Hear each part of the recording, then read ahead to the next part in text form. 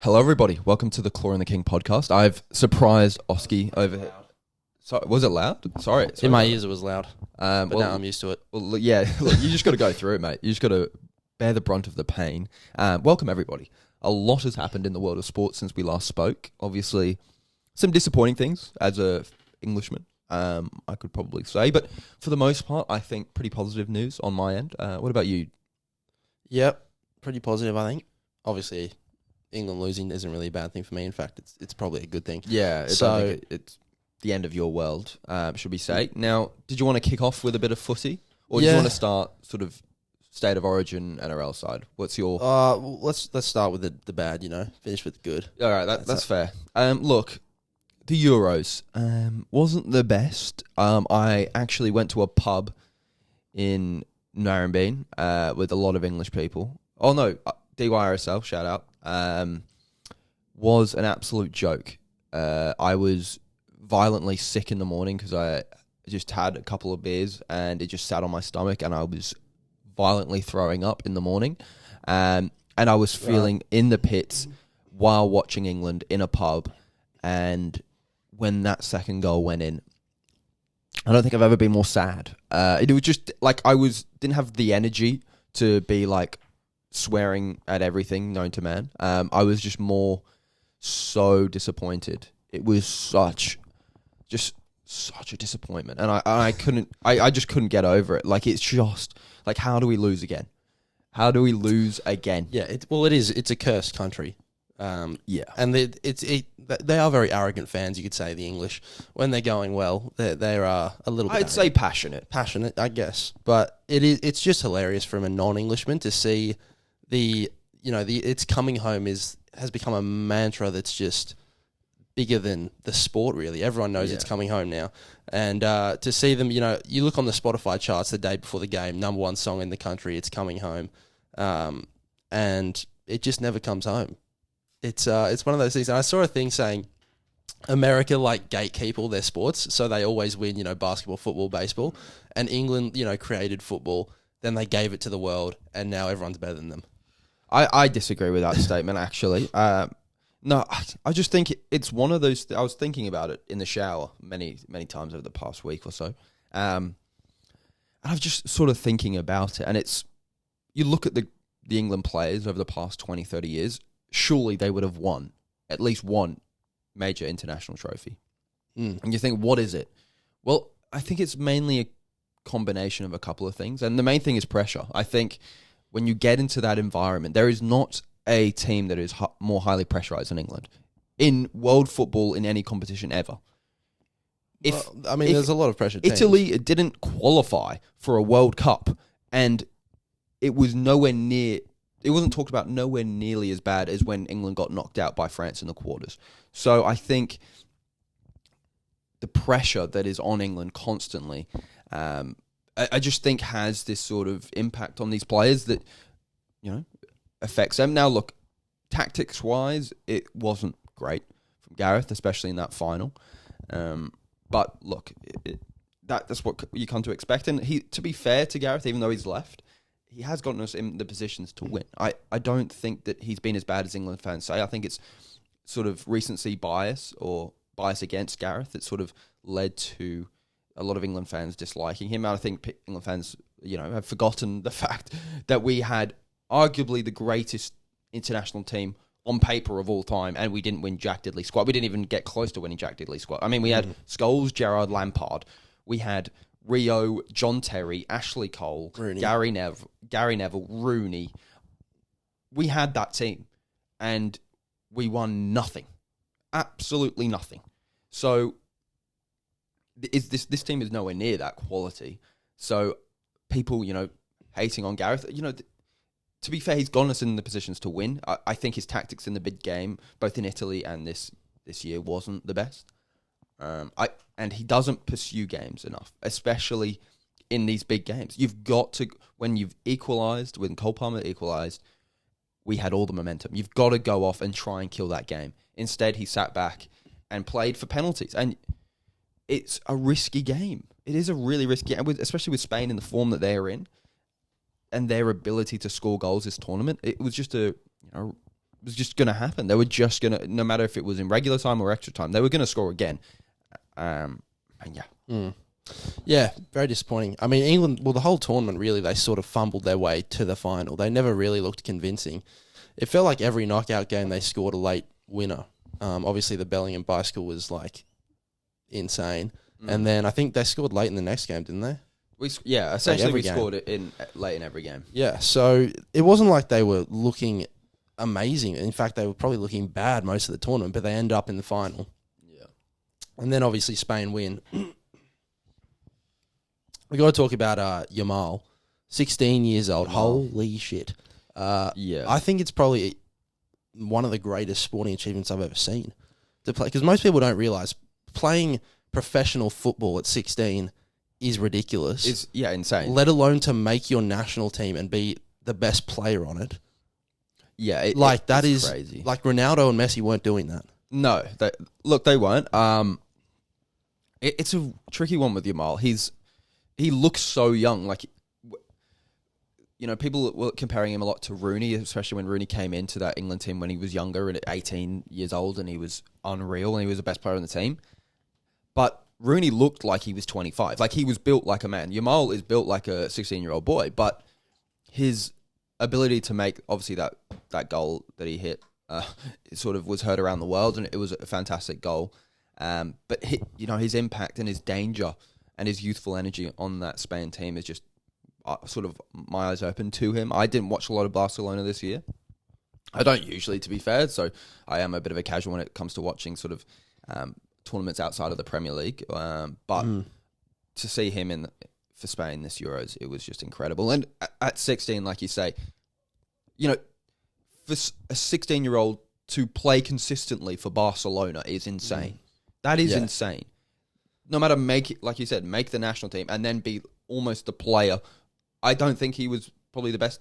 I think maybe Dani Olmo was probably a tad better than him over the course of the tournament. But again, his impact on that team at 16 years old is crazy.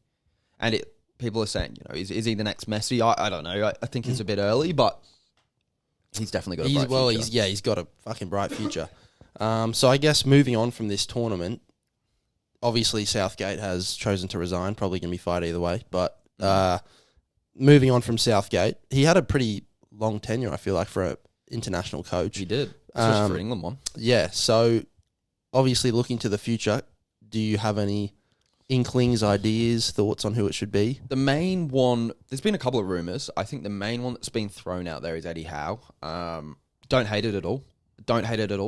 The only problem is with the thing that Gareth was, the advantage of Gareth, was the fact that you knew that he was always sort of primed to stay at England. I think when you look to hire a lot of these club managers, they're always looking to get back into club management. They're never looking to stay at England. And that's always your worst nightmare. If you have a success, if Eddie Howe wins a World Cup with England and he leaves the next summer, it's just a bit of a kick in the teeth. And you're like, well, you probably still take it. I still take it. But no, I think Eddie Howe's the sort of main one that's being thrown up at the moment. I don't hate it at all. I think he's sort of it looks like he's on bad terms with Newcastle at the moment. So it's definitely a possibility. Now, the one that's a bit rogue that's being thrown out there is Pep Guardiola. Obviously, he has a disdain for, he will never manage Spain. Because of Catalonia. It's a deep story. Don't need to get into it. But surely he wouldn't leave City. I think he might. I think he's on the brink of leaving. I think he loves England, and I think he might be on the brink of saying, what more do I need to do?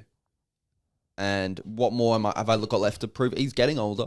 So I think maybe he's thinking, it is kind of a part-time role, taking, a national team job. So I think to him, it would still keep him in management, but it's not as full-time and full-on as club management. So I think that might be sort of in his considerations. And I think for his legacy, he will never be, if he stays in club management, I don't think he'll ever be seen as the greatest manager of all time. Now, some people will say that. Really? But I think, no. He's done it with so many clubs. I think Sir Alex is regarded as still higher than him.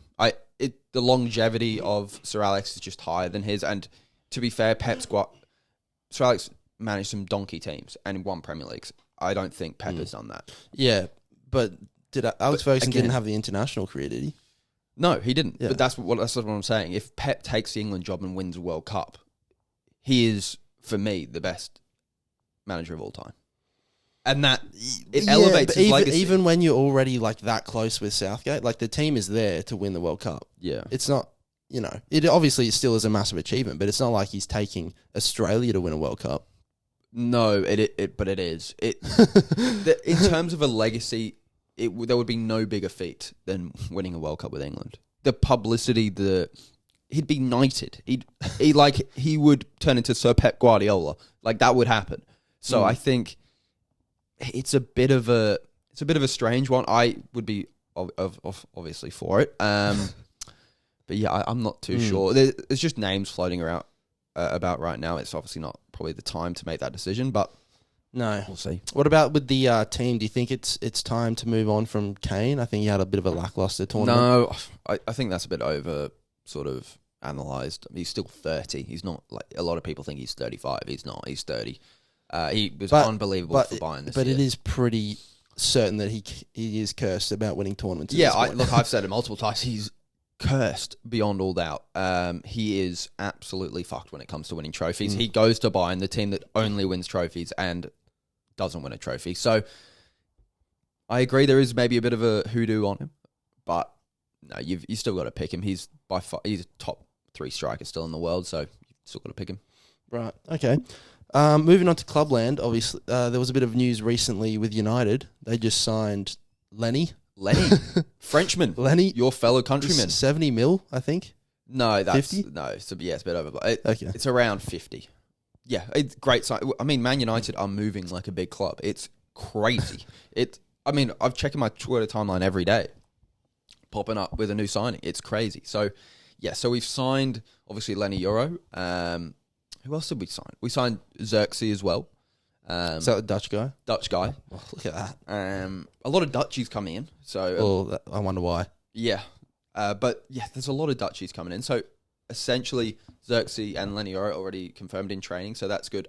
That's my main sort of sticking point that I've had with Man United over the years is we've signed players the day of the deadline. And then, but the problem with the Premier League is the season's already 3 weeks in. So you're already 3 weeks behind where you should be. We're signing them before pre-season starts.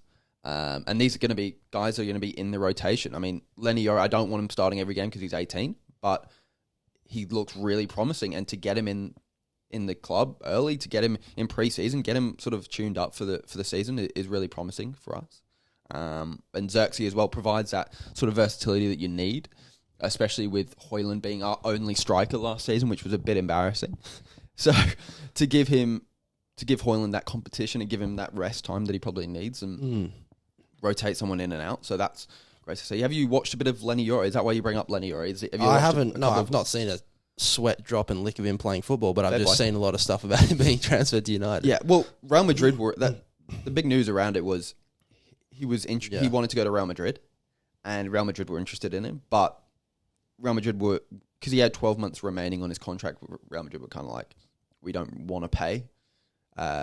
We've just paid a shit ton of money for Mbappe. We do not want to actually fork out for a guy that's contract's up in 12 months. So if you want to come, wait 6 months and then you can sign for us. But I think his club were kind of like, Man United have put in a £50 million bid. Off your chop, mate. And I think he realised that Man United were keen on him. I think he realised that he'd get way more game time at Man United and he'd have probably the chance to play a lot earlier at United. So I think he ultimately... Now, I have no doubt that he'll probably want to go to Madrid in 5 years, which is a bit of a pain, but hopefully we'll get like 100 mil from him. So yeah. Cheeky. And things looking up for United. Obviously, it's Rashford's up season this year. So is it? Yeah, it's his up season. I think that's a bit too... It's not that easy to track, trust me. The second you start hating him badly, he turns into friggin' prime Ronaldo. So, yeah, Sancho's back. That's what I was just about to say. Sancho's back. Going to be a weird dynamic. I think we have a lot of wingers, so I don't know where he's going to play. Is he going to play over Garnacho and Rashford? I doubt it. Yeah, that was the issue the first time, wasn't it? There was no consistent game time. Oh, I think consistent. When he was brought in initially, there was plenty of play time available, and he just wasn't good enough. He's made up with Ten Hag. I don't know how that's happened. Apparently, no sides apologise. I just agreed to draw a line in the sand, which always goes well. So, yeah, maybe he moves more central. Maybe that's an idea to have. Maybe as a false nine or whatever. I think that might be a cool idea. But, yeah, I'm not too sure where he sort of fits in. I think it's just we've got to see what we see in the start of the Prem. And hopefully, yeah, we're obviously linked with a couple more players as well, which is good. Midfielder, because Casemiro is on his last legs. Physically, he is gonzo. He is absolutely. But how does he go? Gonzo. He was the season before. He was the best CDM in the league, and now he's just but done. with players like him that play so physically, you see it in other sports as well. The second you can tell the second that he's gone, he just hits a wall like in a flash, and he was absolutely cooked last year. So hopefully we can offload him and McTominay. We're linked with Rabiot. Wasn't that a few years ago? It was a few years ago. We were linked with Rabiot a few years ago. Is he not average? He was average a few years. I think he's actually played okay. He's gone under the radar. He's starting for the French national team. Like, he starts for France. And you've got Tchouaméni, Camavinga. Like, you have got some really good players in that midfield. So I think he's a sort of a brute of a player. But he's very good on the ball. I think he's a bit of a different profile that we have. So I don't hate, especially on a free, which he would be. And I think he's keen. He wants to come to United. So I don't hate that. We're linked with a guy called Ugarte, who is at PSG. But PSG are rorting us. So essentially, PSG bought him for 70 million last year, right? At the start of last year from Sporting. And he was highly touted prospect. He has a pretty bad season with PSG, right? He barely plays under Llorente. And then they want 70 million for him this season. So it's a bit like, well, obviously they're going to want to get as much as like they you can. want like 50, but like, come on, mate. You can't be asking for the same price that you paid when he was actually good compared to when he was bad. But why do we want him then if he's bad? I think it was more the system. I think Llorente is a very like, how do I say it? It's very, he managed the prime Barca teams. So did he? Yeah. So he managed the prime Barca teams where they were sort of, tiki-taka, that everyone could play like a forward pass. It was very like technical team. Yeah, Fabregas, Xavi, and Iniesta. Like, come on. Busquets. I mean, like, just crazy. So I think Ugarte is a different profile. He's more of a Casemiro type kind of. Not really a forward progressing DM, but he's more of a tackling, like sort of hard-nosed DM, which I think wasn't really in PSG's plans last year. So I think that's why he didn't. Right. I don't think he was like awful. I think it was more that he just didn't get that much game time. Okay. Well, yeah. I mean, any signing's a welcome signing at United. So absolutely, the help is needed. Are there any? I mean, I saw Mbappe did his announcement thing. Just copied Ronaldo. Yeah, it was a bit cringe, mate. Come on. Get over yourself. We get it. You like Ronaldo. Yeah, a couple of sort of interesting moves there. Mbappe is gone, obviously. Mason Greenwood has gone from United. He got sold to Marseille. Yeah, I saw that.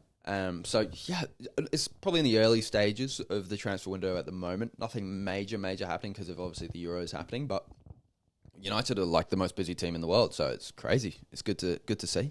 Good to see. Hopefully, for once, they can actually live up to some expectations. Imagine if we won the Prem this year. That would be mental. And there's always like just for some reason I go into every season thinking, oh, this is a possibility, and then 6 weeks in I'm met with reality. So, but yeah, we'll see. Anyway, football is getting into the nitty gritty right now. But anyway, moving on. We can go to a team that won during the week. Le Bleu. New South Wales. What a game. Wow. That was cringy. Was it? Okay. Anyway, so yeah, essentially, the New South Wales Blues beat Queensland in an historic game, if we must be honest. Probably the greatest New South Wales performance I've seen. Probably, would I say, since the Hodgkinson sort of try, in terms of defensive resolution, would you say? I mean, yeah, maybe. I think just the obviously we've kept Queensland to 0 in recent years, but I think just the resolution in the biggest of moments was sort of stood out to me. How crazy sort of defensively we were. I mean, the game itself, Ashley Klein did kind of butcher it a little bit. I like them letting them play, but the amount of time that both teams were offside and just laying all over the play, it just didn't allow the game to get into any type of flow. Like, that's Ashley, you can blow a penalty. Like, yeah. But then he also sin bins them, and and then he sin bins someone from it's crazy. I think it was a bit of a double standard in the reffing, but that's Ashley. I think the game itself was a classic Origin game. The Bradman Best try was amazing. I was going absolutely nuts, and then obviously Mitch Moses. I think we got to get into that discussion, and you know what discussion we're going to have. Anyway, but let's analyze the game first. What did you think of it initially? Or great game. Obviously, the first half. No tries scored, deadlock. It was just, it wasn't really end to end, but it was just intense. It felt like it was going to break open. It was going to be one moment that was going to do it. Ended up being Luai. Shout out to him. But I think just Michael Maguire, wow. Great series coached. Yeah. Chatted a bit of shit. Yeah. And absolutely. And look, I think we've got to sort of, say a few apologies. I mean, you had to go at Reece Robson being selected. I mean, that guy was fucking amazing in defence. The game did open up when Connor Hodgson came on, though. No, but he was pretty good in insane in defence. No, I agree. I saw one set where he was just sprinting out of Marco 3 times in a row and shotting blokes, and I was like, "Oh my god, I love you." Bradman Best, I owe a bit of an apology. I would have had Burton in there, but you would have picked Burton over Bradman Best. Yeah, you're on crack. What the hell are you thinking? Yeah, but Bradman. I'm sorry, mate. You can go in there anytime, even though you're probably still 4th choice centre when everyone's fit. But still. Yeah, you're still not going to get picked next year. But you're first. I think he's first reserve. Surely, he's first reserve at this point. Turbo, if he's fully. No, fuck off. No way. Well, Turbo at his best. See that guy run recently? Yeah, I know, but at his best is the grandma could run at his faster than that best guy. is the Dalian player. So. But he's obviously at the moment he's nowhere near it. But if he does find his best, that is the question. Bradman Best has been the player, he's put up crucial moments for New South Wales in back-to-back games. I don't care. Good. Bradman Best played well. Dylan Edwards, I think you owe an apology to Dylan Edwards. I don't think it. Look, come on, man of the match in game 3. He was not man of the match. Well, he won man of the match. I know he did. But let's be real, he wasn't man of the match. Bro, he took so many tough carries. Mitch Moses was better than him. Luai was better than him. I mean, there was a couple of players. Angus Crichton, I thought, was unreal again. I thought Payne Haas. Dylan Edwards put in a good shift. And again, I picked Dylan Edwards for this team because I think in a team full of talented players, he can put in a good... He just needs to be that workhorse. And he's great at that. But in game 1, he would have been an absolute nightmare because he would have done... No. If Suwali would have stayed on, all right, we would have scored 0 points in that game. I can guarantee. What? Because Dylan Edwards, I like him a lot. He's a very good player. I don't want to get this twisted. But if you're relying on him to be the sole creator in a We're not backline, relying on him. That's why I picked him for this game, because of how good Mitch Moses and how good Jerome Luai was, and Bradman Best, and Stephen Crichton, obviously, but Lomax as well.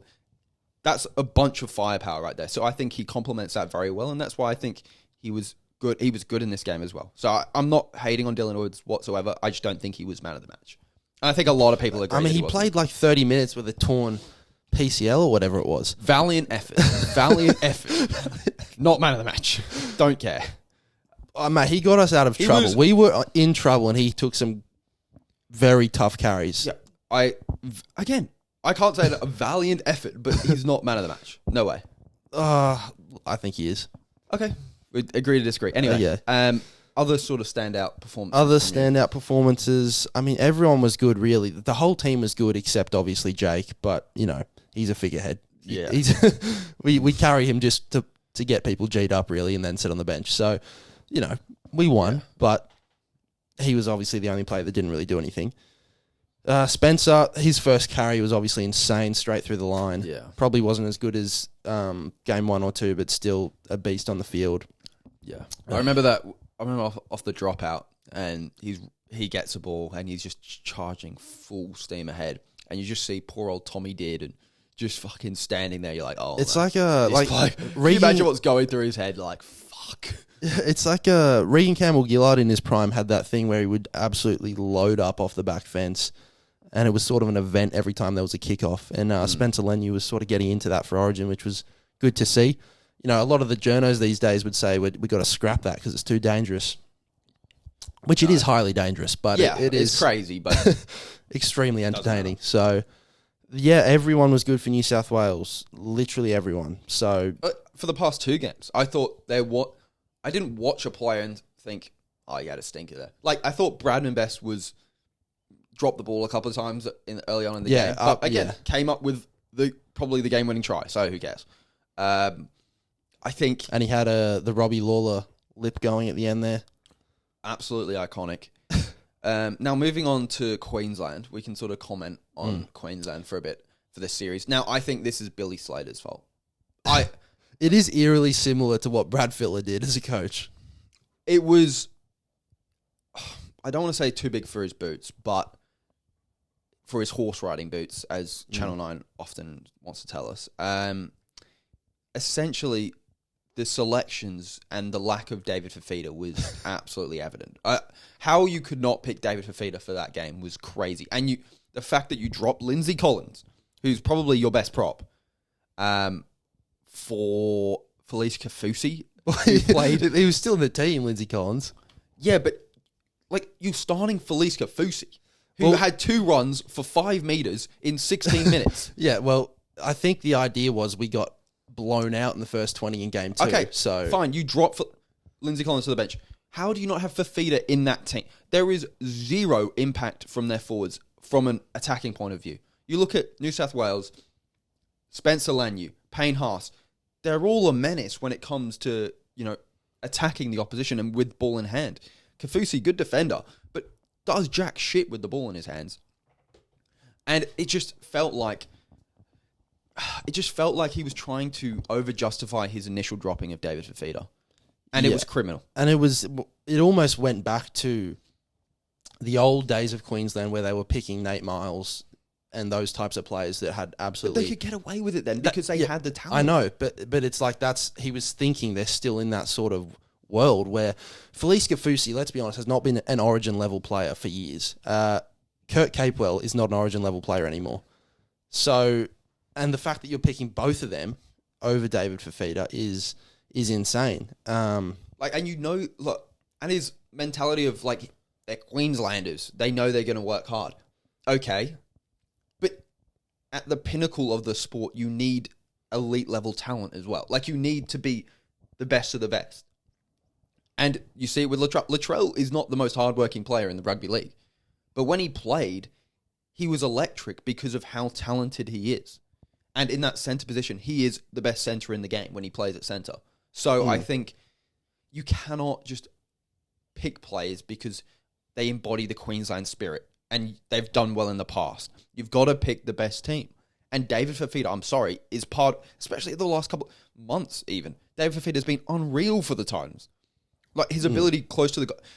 Imagine if you would have... No, they didn't have a lot of possession down in the goal line.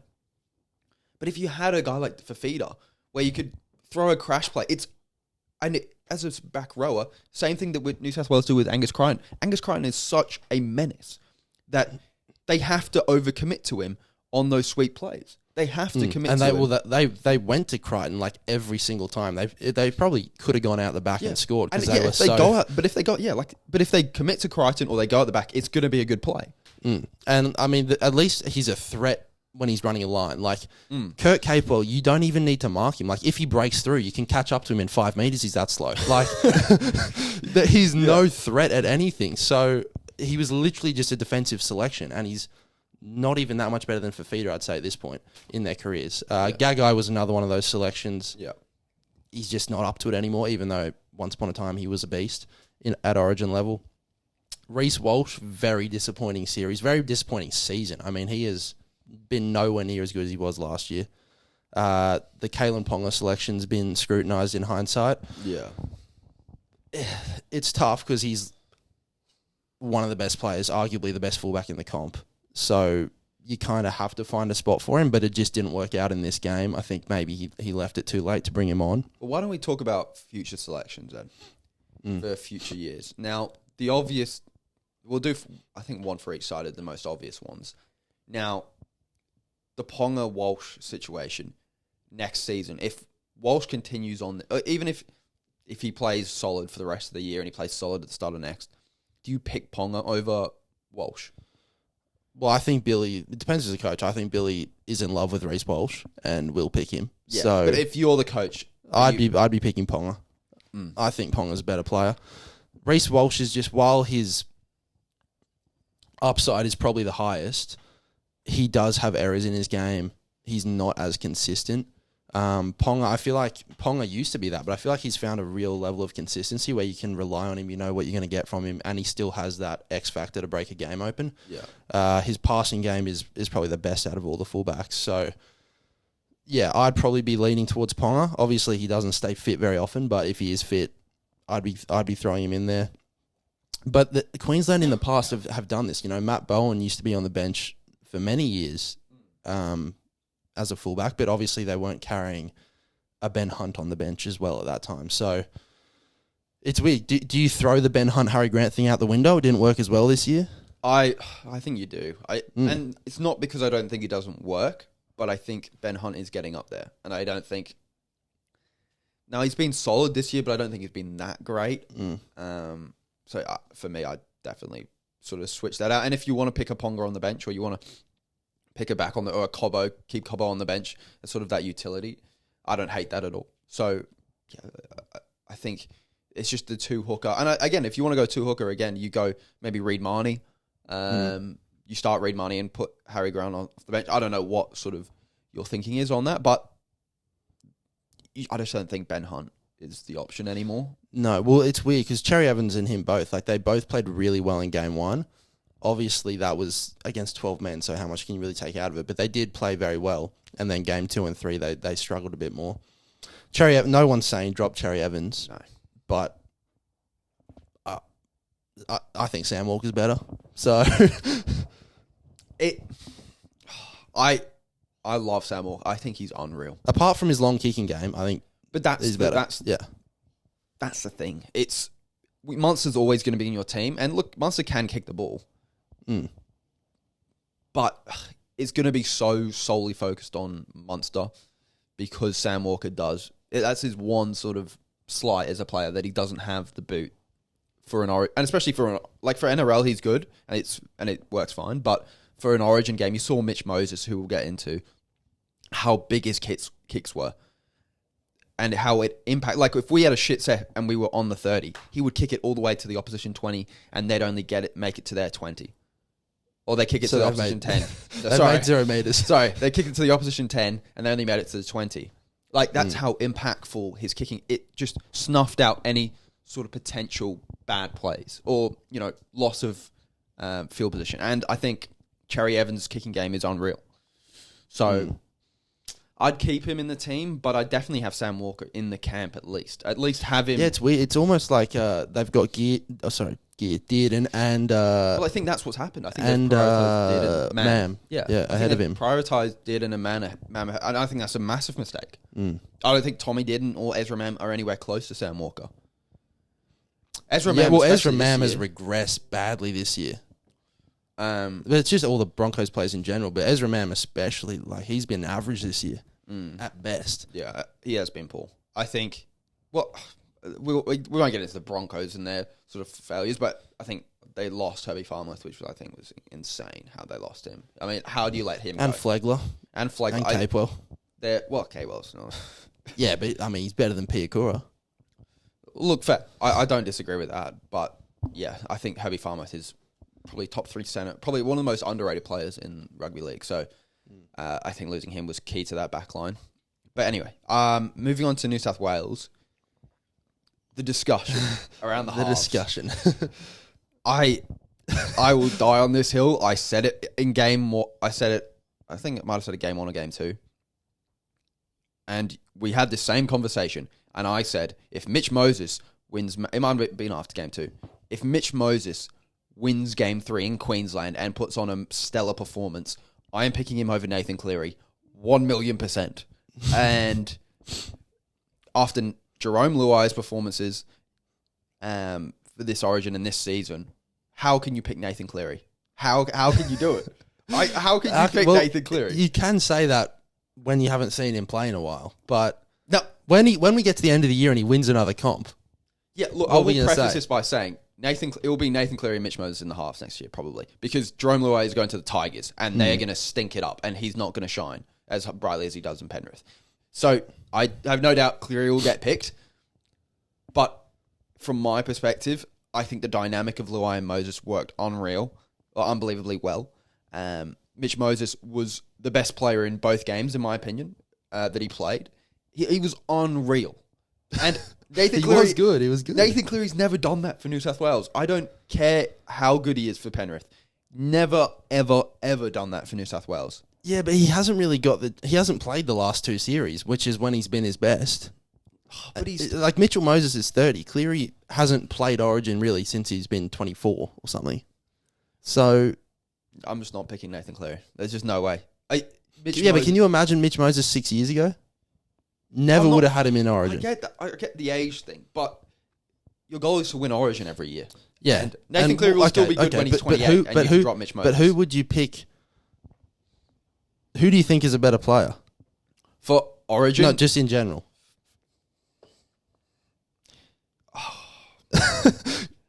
It's really tough to judge. When Parramatta have had a good team, Mitch Moses has been unreal.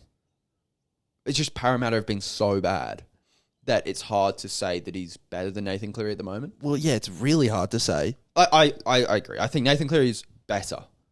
But however, that doesn't matter in Origin. It matters how good you perform when the lights are the brightest. And I don't think Nathan Cleary does. Except like in every grand final. I can't watch Nathan Cleary put up the most bang average game again. He is so bang average for New South Wales. Okay, it's just not give him one more chance. He's been starting since he was 18 years old for New South Wales. He's played like 6 years. Yeah, but they probably threw him in a bit early, but now he's ready for it. Mate, Brad Fittler put him in too early. But they were winning the series, so who cares? We won the series because they literally had Ethan Lowe and freaking Corey Allen in their fucking team. They were so bad. And Nathan Cleary still found a way to lose those series. A couple of them at least. Like, come on. You got to, like, if Jerome Luai plays well next year for the Tigers and Mitch Moses is still playing well for Parramatta, are you seriously, if you're just a New South Wales selector and your life is riding on New South Wales winning, do you pick Mitch Moses and Luai over, I don't know, Cleary and Luai or Cleary and Moses? It's hard. It is hard because I want to pick Cleary with all my heart, but it is winning a decider in Suncorp is a very big thing. But not only that, the game sealing try single-handedly, they both won the game with their moments. So it's tough. But then do you go Luai and Cleary? You can reunite them, have that combination reunited. Does that work better? No. Moses, I've seen it in Origin. It doesn't. It doesn't work better. Yeah, it's tough. Like Moses, you'd say Moses is probably in at 6 or 7. Yeah. So it just depends if it's weird. Luai and Cleary are going to be battling it out for the other spot. But does Cleary play 7 or does he play 6? I think he plays 7 if he's in. Yeah. But then I just don't think Mitch Moses is a 6 though. I just think he's an organising 7. I think he can play 6. I think he could. He has a good running game. I think he could absolutely play 6, but I think he's a way better 7 because of you see like how he changes plays like during scrums and during how he goes around the back of the ruck and does a grubber. His organising play is different level. So I think that for a 7, that's where he thrives. If he was just camped out on the left-hand side or whatever, I think he'd be solid, but I don't think he'd be any... I still think Luai probably could be better at 6 than Moses. Yeah, it's an interesting one. Like, obviously, it's a good problem to have, I guess you could say. We've got that. We've got that in a few positions now, really. And I went into this series a little bit concerned that Queensland just had a better team than us, and now I've come out of it going, we've got 2 teams better than them. So, although Queensland were missing a lot of players as well. Munster, Flagler. That's it. Some other forwards. Tino. So, yeah, they were missing some players as well. But I think we were missing, the best player in the world. But apparently he's not going to get in the team now. So, well, I think that's the main thing. I think our depth is better than Queensland, but their top-level team is still elite. And their best 17 is still elite, especially if they pick fucking David Fafita. But I think the emergence of a lot of players this year has helped New South Wales a lot. I mean, Angus Crichton is the obvious one. One player of the series, absolutely unreal this season for the Chooks, and he's unreal. Like, he's unreal. But yeah, and he was great for New South Wales as well.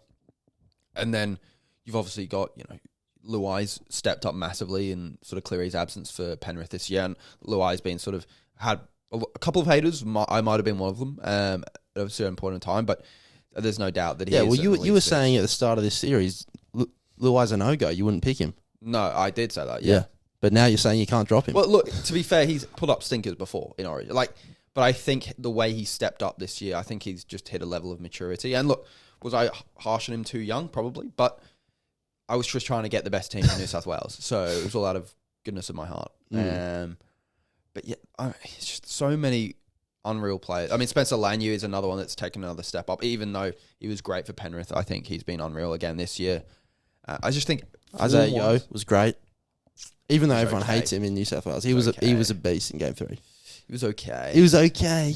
Stephen Crichton's another one. He's taken his game, even though he was obviously great last year. Yeah, people are saying. I think a lot of people were saying this was it for Jake. This was his swan song at the Origin level. And then people were saying would not be mad if Crichton's the next captain. Look, my only problem with Crichton is, especially in his younger days at Penrith, he was a dick. Like, he was. He? I have nothing wrong with a dick. Did you? I have nothing wrong with a dick being captain, but I don't know. He still has. I don't know if he has. What that about him was a leadership. dick? What? Because he was. I remember when he was trying to fucking push people into their try celebrations. Like, he was just a bit arrogant. Like, he was arrogant. Like, he was just very. But he is an insane leader. Yeah, I've no doubt. Like, he's a great leader, and maybe after this series, he is that veteran leadership, and he's part of that veteran leadership group. But would you feel more comfortable with Yeo being captain? He was captain for basically all the series.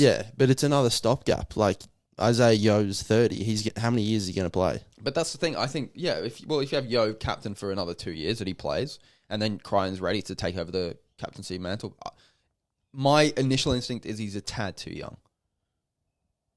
But again, I mean, he's captaining the Dogs to which is why I don't season. disagree with him being captain if that was the decision. So, and then obviously Murray and Cleary are the other options.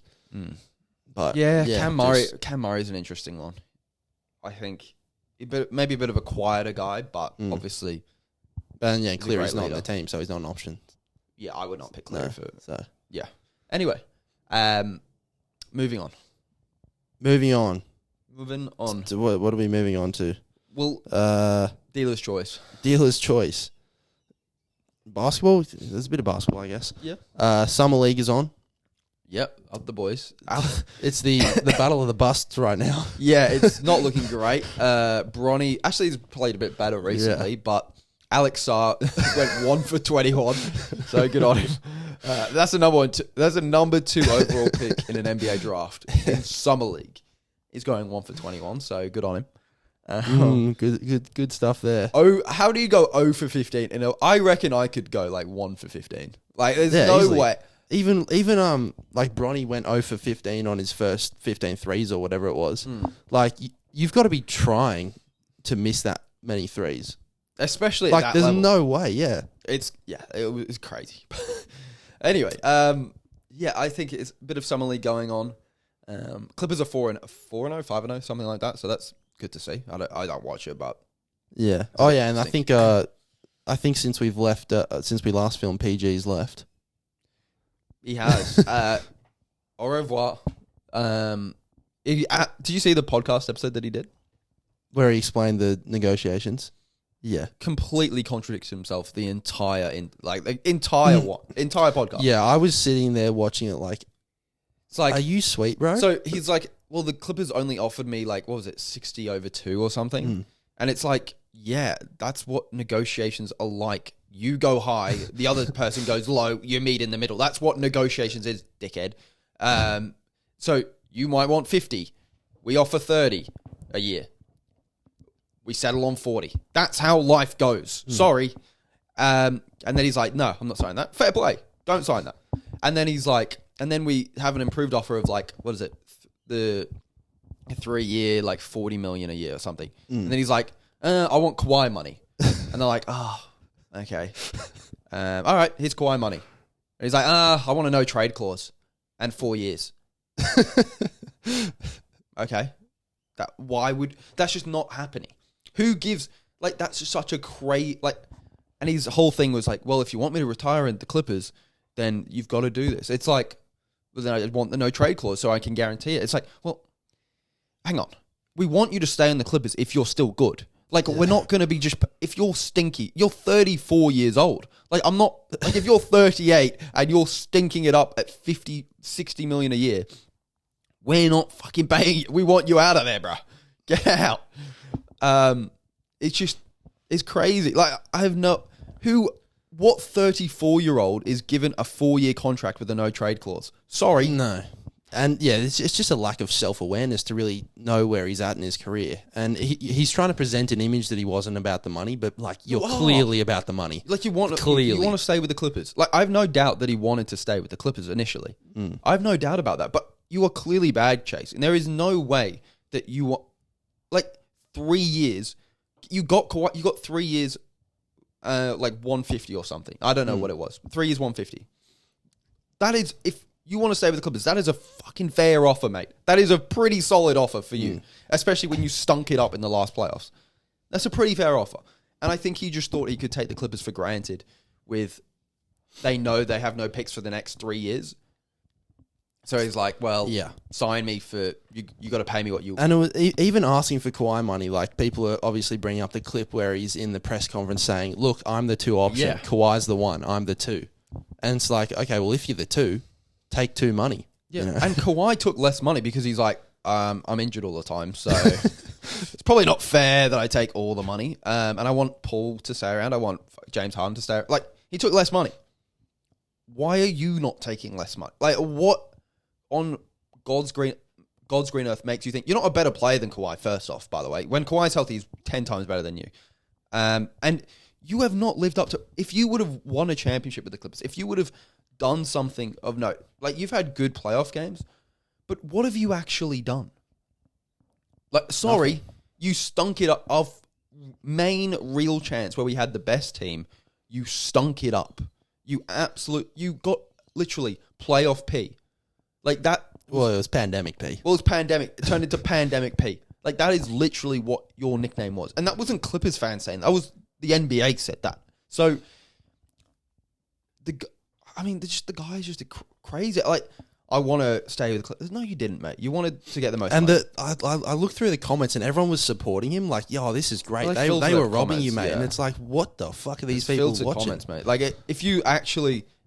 like, listen, if you see, like, Clippers posts or about it, and or like Clippers say farewell PG, it's like everyone's like, fuck yeah, get gone, cunt. Get out of here. But it does leave the Clippers in a bit of a precarious situation. Obviously, Harden, they re-signed on a big deal. Was it 3 years? 2 years? I remember. Yeah, 2 years. 2 years. 2 years, but it was a lot of money for 2 years. And then, obviously, you got Kawhi for 3. So, you've got cap room at least. Well, we spent it on a bunch of fucking randoms. I mean, we got Derek Jones Jr. Oh, this is great. So, no, the reality of the situation is that Paul George probably try to take advantage of, like I said, is the fact that we have no picks for the next, I think it's 2027. I think it's the last year that we don't have a first round pick. I think we skip a year in the middle. I think we don't have I don't think we have 2 first round picks in the next 3 years or something like that. So my feeling on it was to try and keep Paul at the Clippers because there's no point in just tanking because there's no benefit in it. So if I could blow the team up and get our picks back, I would absolutely freaking do that. But there's just Well, you probably could. I don't know. I think they're opening a new stadium as well. I think. Oh yeah, they want some players. They to want bring in. something. Yeah, they want some semblance of a good team. So Yeah, and Philly have fucked themselves really. I mean, there's no way this can work. well, I don't hate it from Philly because it's like, well, what have we got to lose at this point? We literally sacrificed our future for the process, which got us Embiid. But the problem is, Embiid's now injury prone and 30 or 31 years old now. So yeah, well, he was always injury prone. But he's injury prone and he's 31 years old. We have to make a run now. And they've brought in an old injury prone player. So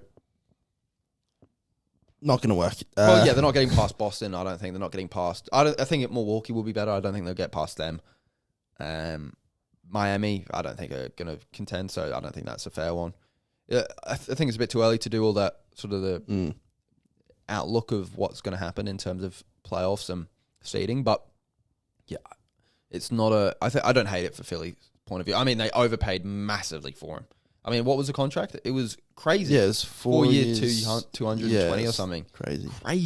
Crazy For Paul George. Crazy. I mean, he's a fringe all-star at this point in his career. So yeah, it's definitely a massive overpayment. No one else wanted to pay him. That's why it was Philly or nothing. I think Orlando wanted to pay him, but that was because Orlando haven't got a free agent since friggin' who? I don't think in their history have got a free agent. No, I don't think they have. I don't think they even signed like a backup point guard before. I think they just have to draft them all. Yeah. Well, they got Markel Fultz. That was a trade. That was a trade. Yeah, let's actually. When was the last free agent that we can remember? Yeah, they drafted Dwight. They drafted Shaq. They drafted T-Mac. Yeah. No, they traded for T-Mac. They traded T-Mac. They traded him from the Raptors, I think.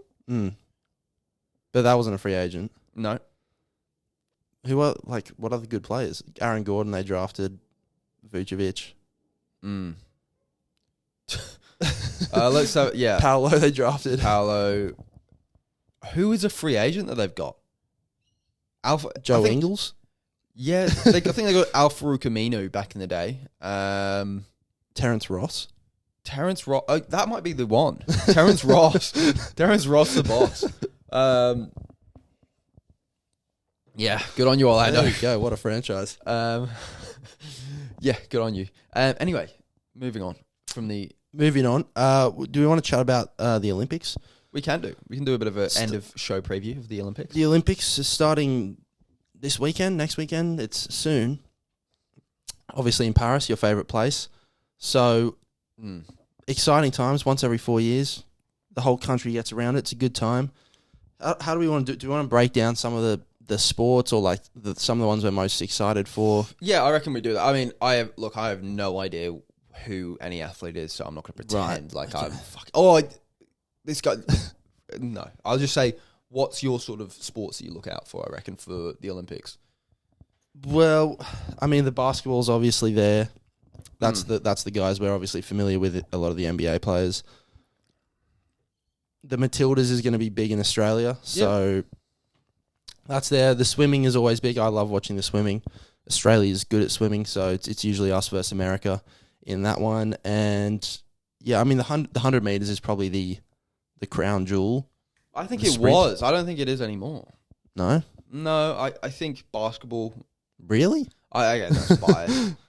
I just don't think it's a crown. Like it's probably is still the crown jewel, but like it once. Like I remember when we were growing up, it was the event. Like you watch the Olympics. Everyone watched the 100 meter race. Like everyone.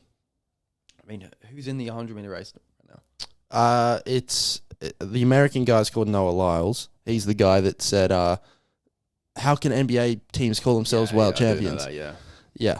So he's in the 100 meter. He's going for the 100 and the 200. So there's probably some Jamaican guy, I'm sure. Jamaica. And that's it. I think he's the main guy. Is there any new sports you're sort of new sports? What is there any new sports? No, surfing no. Golf. Keen for the golf. Touch foot. Is there rugby sevens? There's sevens, yeah. Watch Marky Mark go. Mark Nawanga Tise. That's it. See, Nwanga Nitawazi.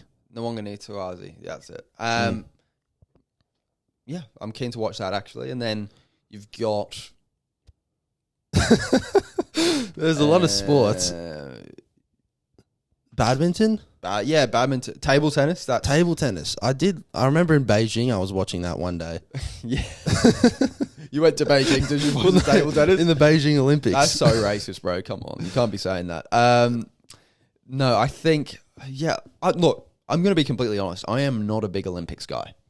See, I love it. Because I'm just I know a lot of people that love it. I just never got into it because it's just, the events itself aren't that interesting to me. Like, I don't watch badminton in my spare time. Like the Badminton World Championship. I just don't watch that in my spare time.